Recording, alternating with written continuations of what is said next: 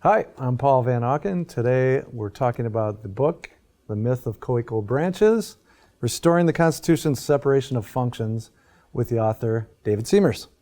According to your book, we Americans now have a widespread misunderstanding of the relationship between the three branches of government. Can you explain your argument? Okay, the book is called The Myth of Coequal Branches, right?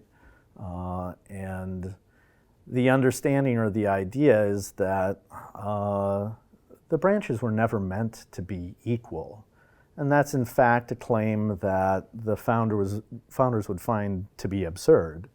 What they did is to set up a government with three different branches that would have three different functions.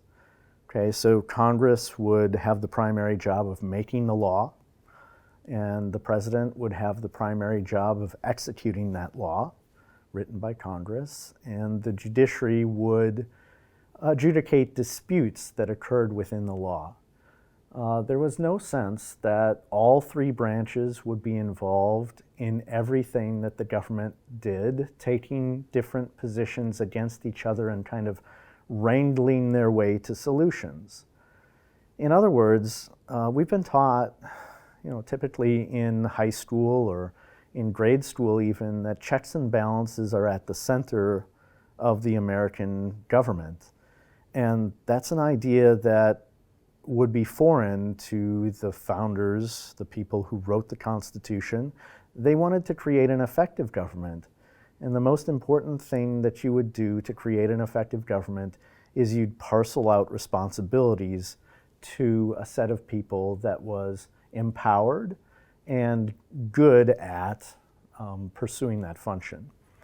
So Congress needs to be representative. That's why they're drawn from all over the United States and elected, right? And the president needs to act with dispatch, right? Needs to execute the law quickly and effectively. That's why it's one person. And people who are in the judiciary need to be experts in the law. That's why we typically select people for lifetime terms and insulate them from politics who are experts in the law. It's that separation of functions that was the intent of the founders, rather than checking all over the place that leads to a kind of state of gridlock. You've been talking about checks and balances, about co-equality, separation of functions, and the like. So in some ways, your book is about language. You even rooted in some of George Orwell's ideas about the connection between language and politics. Why did you want to write about that? Well, we use language to convey meaning, and the words that we use are important. So if we use words that fundamentally mischaracterize what our government is about, that has a kind of significance. And it means that we somehow have internalized a corrupted view of what the American government is supposed to do or be like. So it's important to me to set the record straight. We say that there are three co-equal branches without even thinking about it. You hear this discourse all the time, whether it's from on the news, some news channel, or out of the mouths of a politician, or think tanks or interest groups use it all the time. And we have to pause, and every time we hear that, we have to think about what that means.